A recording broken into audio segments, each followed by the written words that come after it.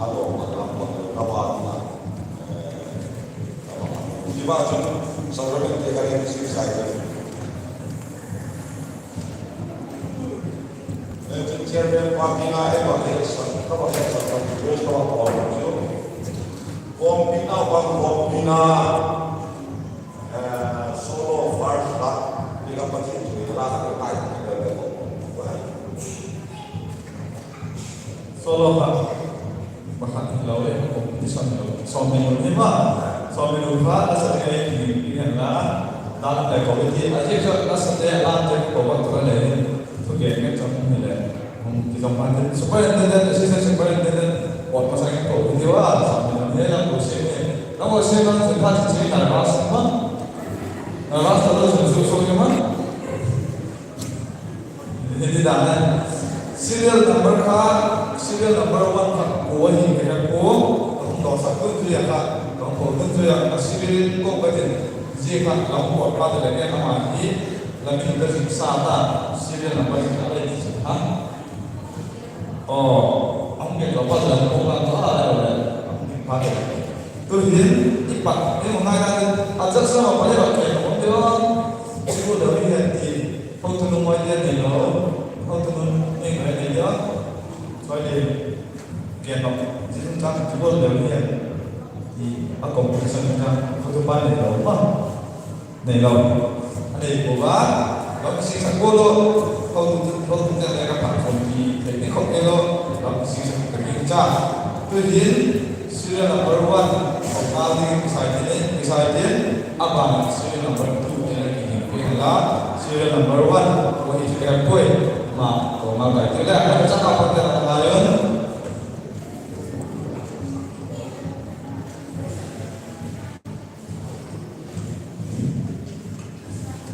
Amasan hari itu kalau dia jual bina sana, tu ni ni aku ni dia tadi apa sesuai dengan baru sang orang singkat sang seorang ini sang khala bagi lain dia pasu jadi sedikit maka masuk ke kampung buat singkat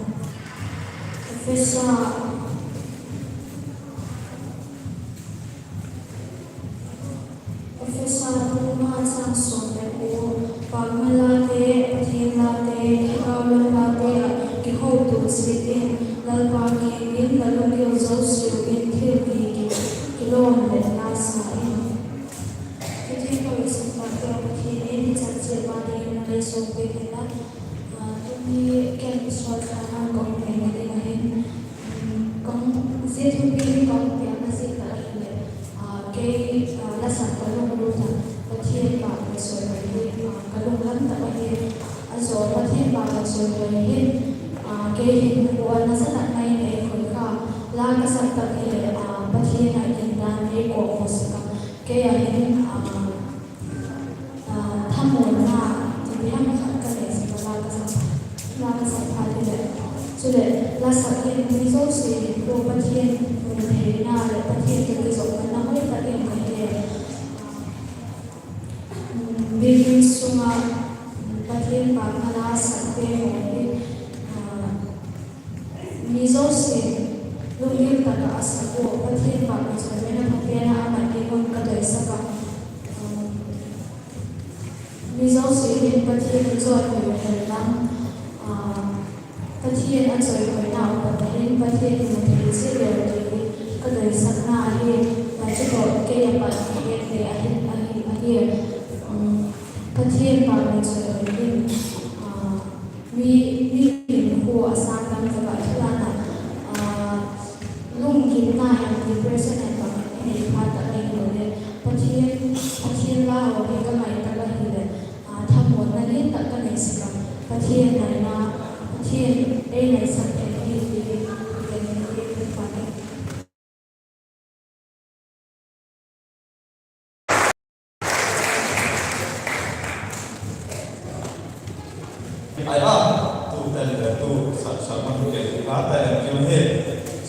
Number 2 cầu dòng video.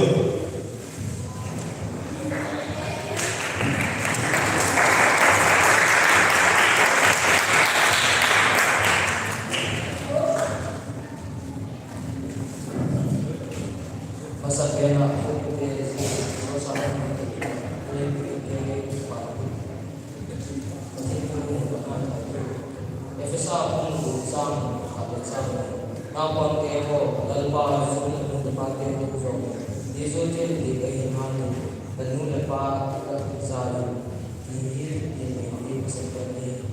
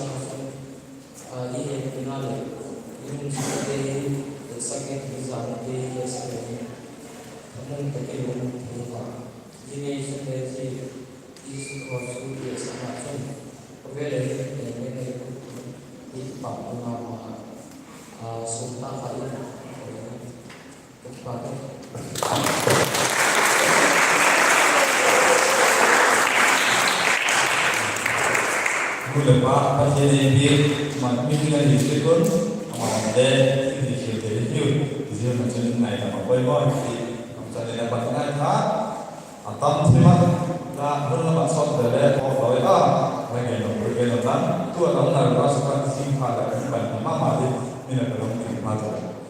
Apa ni tu kita macam ni, sila nampak tu macam stand ini, sila nampak tu kosong angkino. Jadi apa dia? Namun sendiri alam dingin kau begini. Asyik ada bahasa kalau sok kita ada bahasa pada dingin. Kau tu pasal dia ada nama. Sila nombor 3 kau tahu.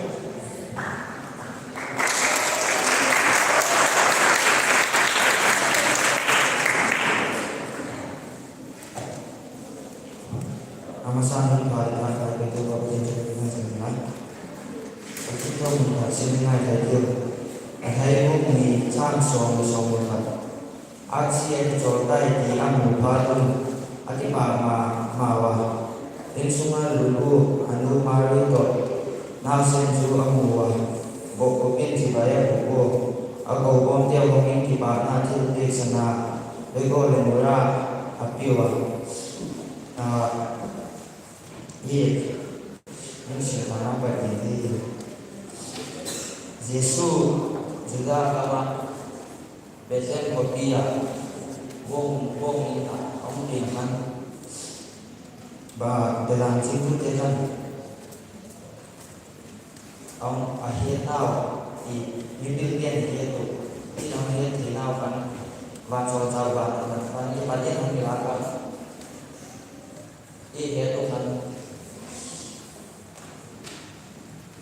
Yesus bina sudah kama laman amin desem kopi lamin azor tawa azor mohon acil biku cil bidin sanate yote murate coy Yesus ama Yesus bini Abu aku makan anu lepas setemari in baca kopi sungi nak in azimari anawa baba apin ki jol na in tin hol himala besem kopi akan kuman in o ama na in ay ko bongin ang pinga ye ang pinga belang sing tu te ten au chiun a he tu a chiwa herot lalai ni ai le herot ini apa dia nang sama la so nang sama sini so kin apa dia tidak herot cukup nama lain Esa adalah jawaban so mungkin itu hari ini kamu kata ia hari ini bola itu mungkin deh dalam singgung deh awal deh awal artinya itu mungkin deh dia kecil itu awal mau deh dalam singgung deh itu nanti ini Herod kopi lamnya sudah bawa gam lam sudah in kirim acita sanjay itu baru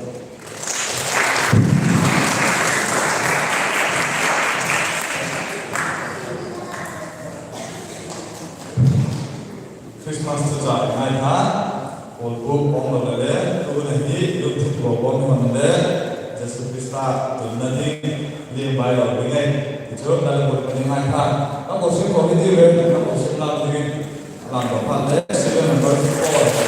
Tua, saya mahu mengikat dengan gol.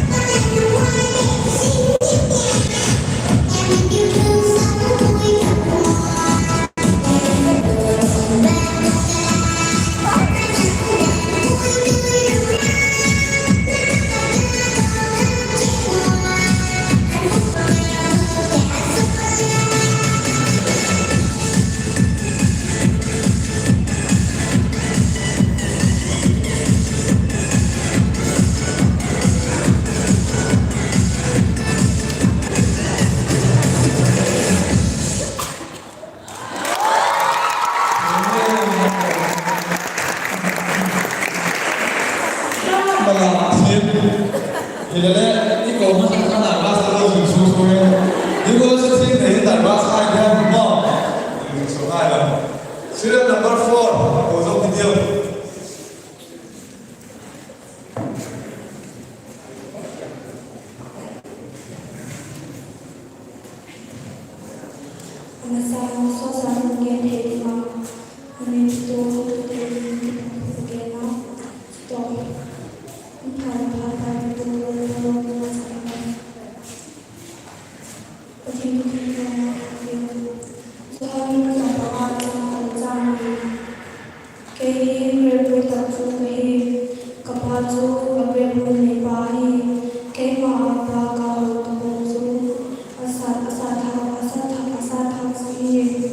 Abaga, so the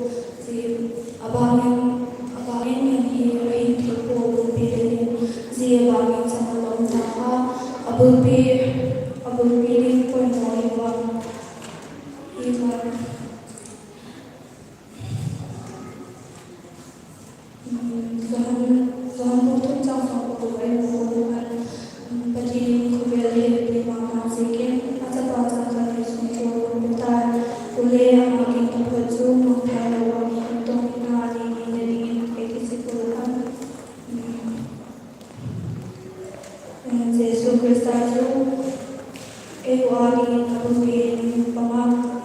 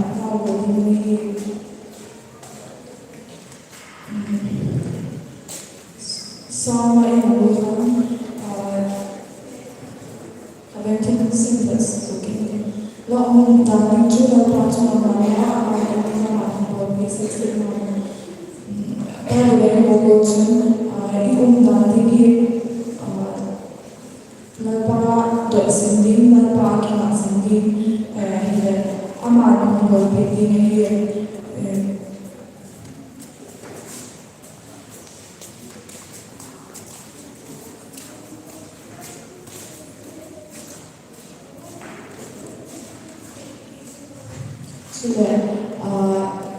chúng ta là cái cũng là tổ nào bằng sáng thì về chúng ta ý kiến của người hệ cho meeting để người dân thì Christine hiểu Christine nào bằng hiểu chúng ta ni chúng ta đồ lại để chúng ta ta có mà cho nên kiến ta khi là kiến ta có ý của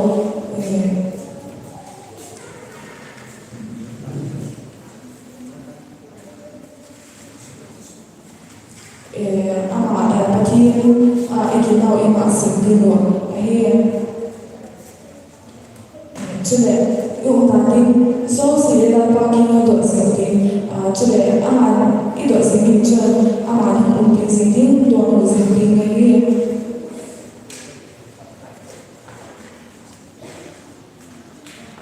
jujang chile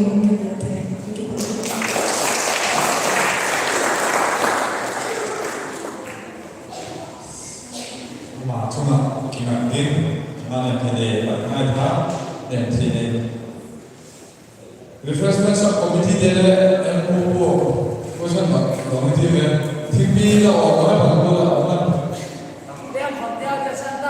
asal nama चले दाने का बैग ना ले दो पानी थे देवा दाने बैग ना ले ना serial number 5 ना तो serial number 6 तो ideal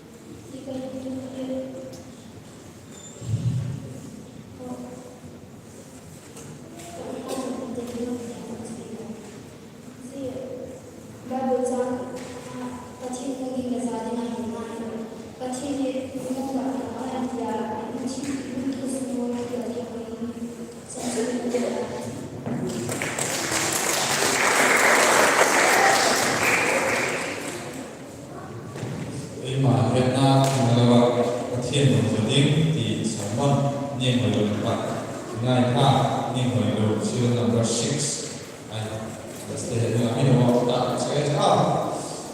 Soren, Dr. Matthew.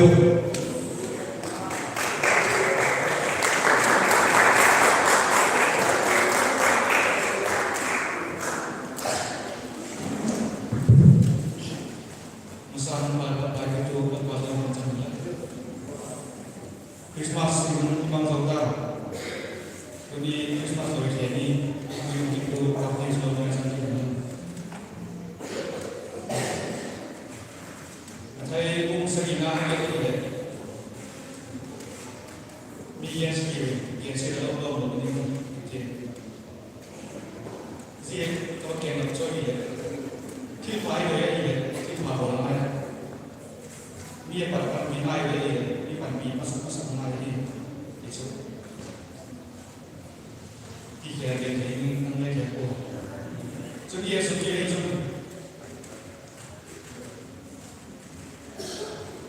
Nama mereka cinta mengalah. Bahkan kalau nama cinta muncul, ia boleh diterima.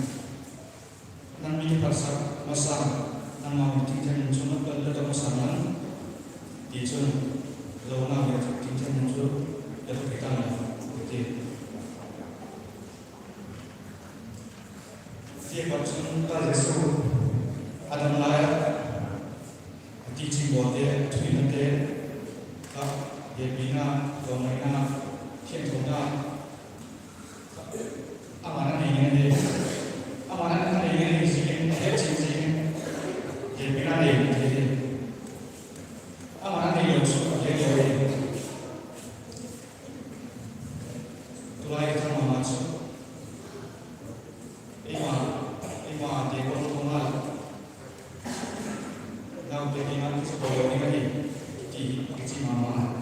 Masa ni nak buat dia, ni mungkin buat dia, pasal misalnya kalau nak dia, kita ini isu dia ni, okay.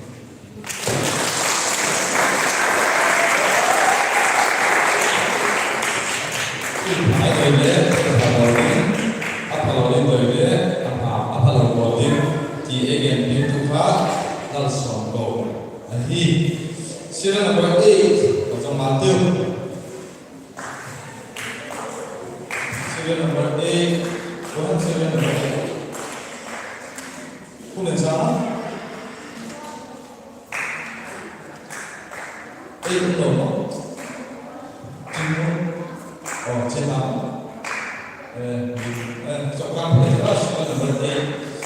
Serial number 9, Dr. Matthew.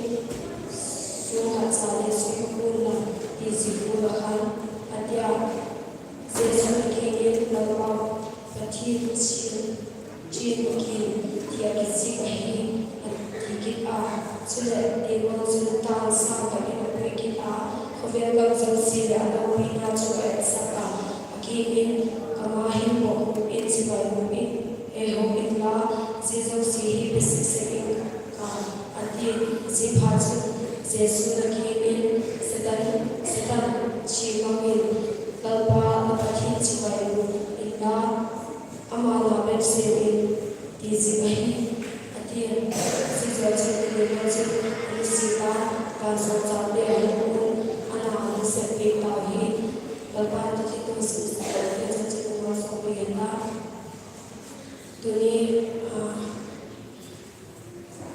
ก็น่าพอใจเด็กที่เห็นว่าทุกเด็กที่เห็นว่าสกัดได้หมดเลยอันนี้คนจะสิ่งที่เด็กที่ว่าก็สาววันนั้นเรียนเป็นทุกปีที่มาเขาเดียวเป็นสุดที่เลยเทนสิ่งเทนเราสิ่งไรเลยปฏิทินกินสิ่งที่มาอัลลอฮ์ที่ดันให้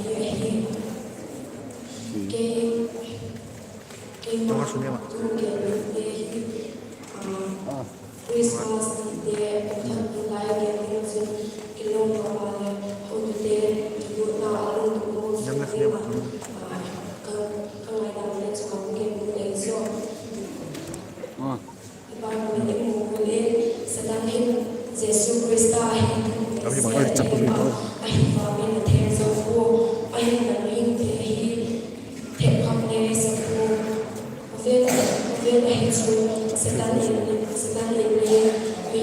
mình kia phát triển học xa sắp được thôi thì vào em hồ ấy theo khám lễ khi mình phát triển được ở đây cho em nói số cái bản hình này ibu nào để bản hình cam khát thì cam nhân trái lắm ilung lâu lắm tôi lâu khát để Emahin sekarang tenai, akhir Emahin orang sesuai, Emahin sesuai. Ibu nanti lepas deh hendak Allah kaya tenai semua. Sejak kecil sekarang patin lima patin masih dengan ikut pilai sekarang ini tim sini di kalau nanti kita pilai sejak kecil sekarang ibu nanti ibu semua hendak itu tak orang hendak dengar sedang lama hendak tu kita hen tenso loa patin yang masih ini nu hendak sedang kamu sedang ini kapan ada kasih aja dia tinggal lalu amal boleh patin Tiba saudara dan rumah sudah terkait tahu wala dan rumah itu tak dapat terkait seperti itu sendiri lepas itu masuk kita.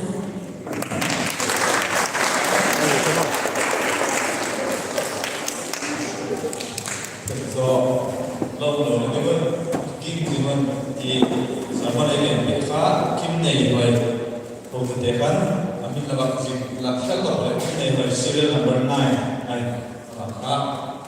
Kero kita kan lalu tak dengar kami ni kita junior kita dah hello tu kita berapa hari kita dah lalu kami ni saya negara pakai dia tu kan berapa hari kita pakai timo berapa hari kita pakai timo oh hasil kita pakai timo Jessica nak katakan Jamnalal, Jamnalal kami Jamnalal dong tu kah setan aje, setan kan pasti ada sehingga kami dah orang terpaksa kini mereka, terpaksa ini kami mana sila nak berteh, kosong mata itu, sila nak berteh kami apa, kami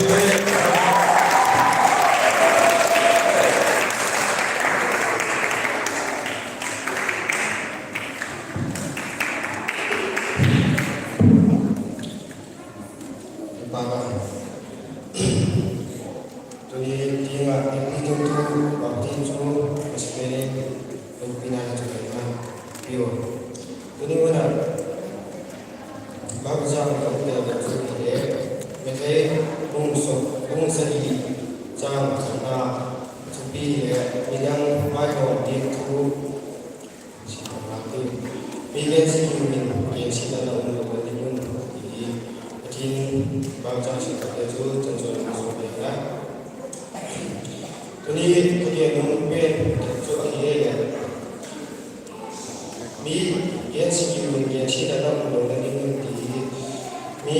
กียรติชื่อเลยมีที่เกียรติชื่อว่าจะมีเดย์เป็นสิ่งที่จนมีจุงอ่ะเอ็มมาเดย์จุงอ่ะต้องมีที่บุรีเอ็มมาเดย์มีจุงอ่ะบอลจุงตัวนี้คุณน้องเดย์ของจิ๋วนักเรียนจากตัวเรียนมินละจุงบางบุรีเรียนเสียงละบางบุรีมุสลิมนะครับมุดาเนี่ยอามาเลยนี่ขัดเนี่ยมีดังยินนักอามานั่งบนบนตักกันมีเนี่ยอามาจุมาบอลนี่ที่ก็ยังจุดนั่ง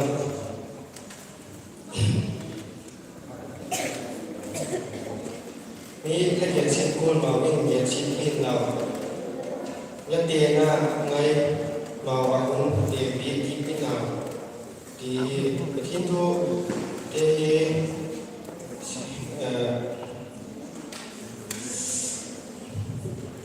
ya bersingkoma yumpa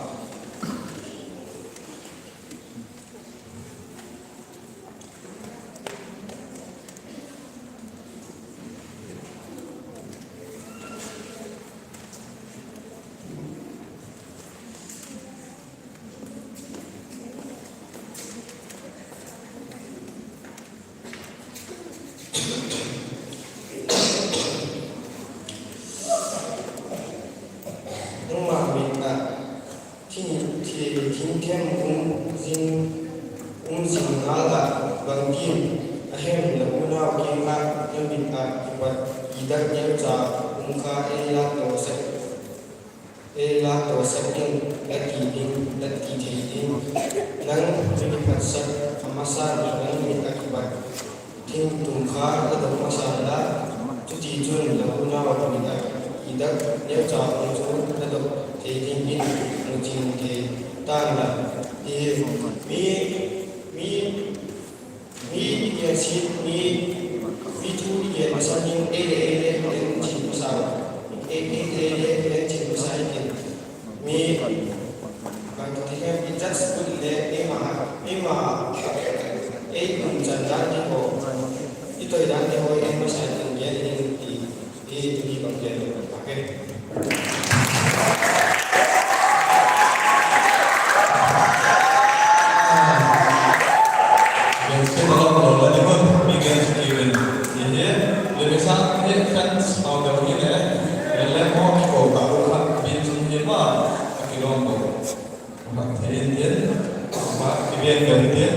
Sila number 10 ay minsan bagi hong bagi dulu dito kami wala ko so na pante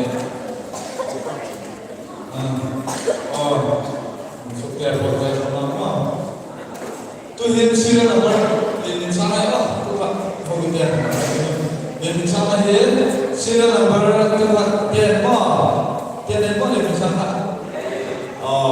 sila number 11 go din cái câu đó phải là xong mình luôn lá sẽ sạch cái người ta mình lá sạch cái bên tiếng rồi lại câu đó mà đi vào cái chỗ họ lên xong mình luôn phải là cái hình sáng tiếng ấy thì vào chỉ là sự trong đây là câu tài tiếng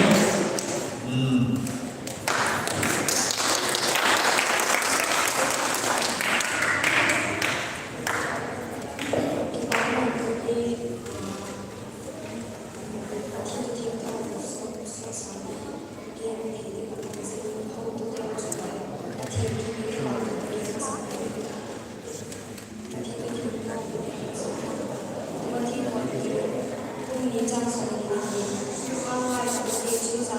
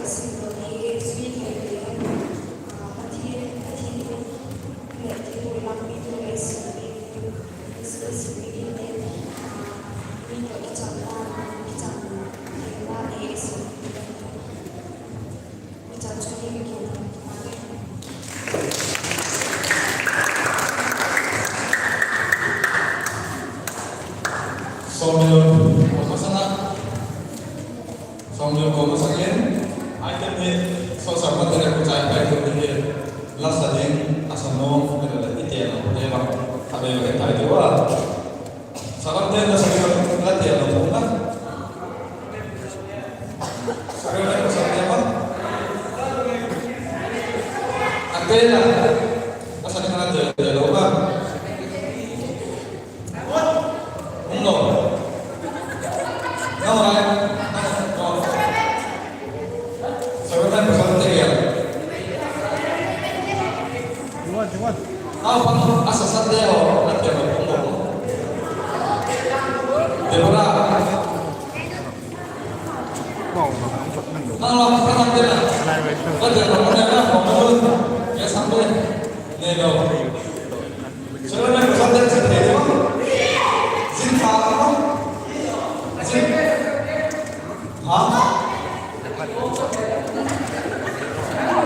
dalam lencang ada pun sedikit ada kesalahan, lazim. Debora akan sendiri mau dan cek sudah bimbingan. Sedikit Christmas lama juga ada bimbingan. Debora ada bimbingan antelo, sekarang antelo bimbingan jadi apa? Mungkin sama dengan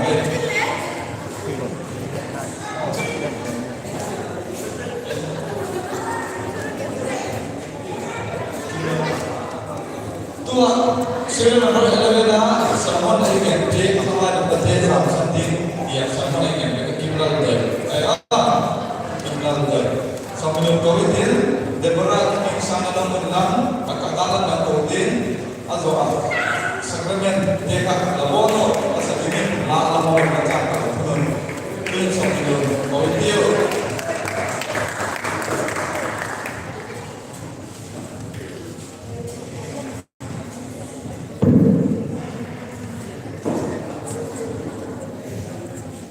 Bethlehem,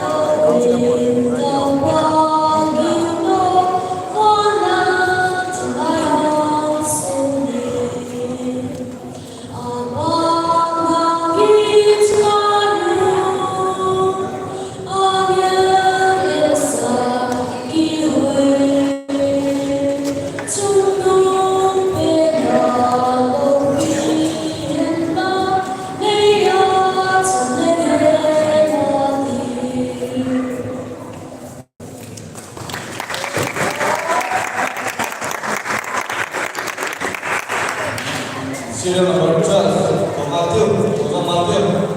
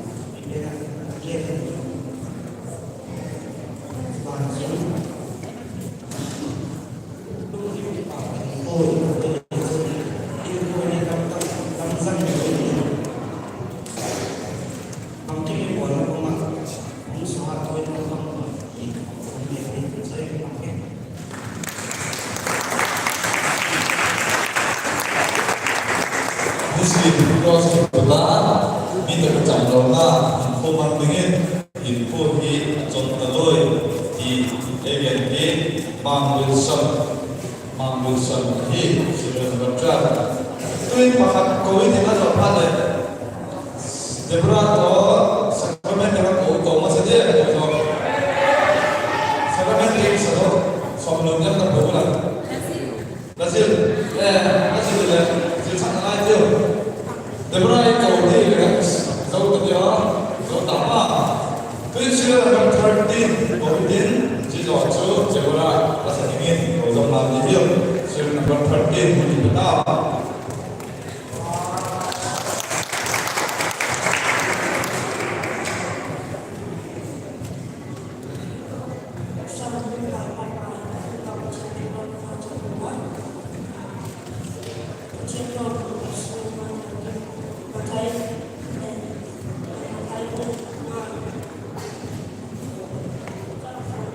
John 14,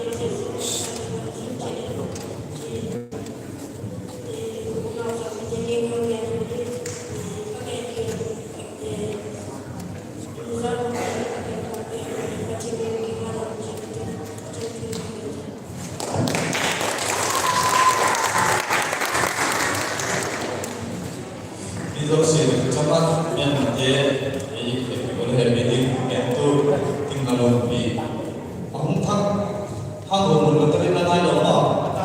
Lata. Lata ka ba sa kaya. Debra ka sa din ko din na sa dahil tu yang tinggal ini satu pada serial number 14 sama itu Debra ka lagi.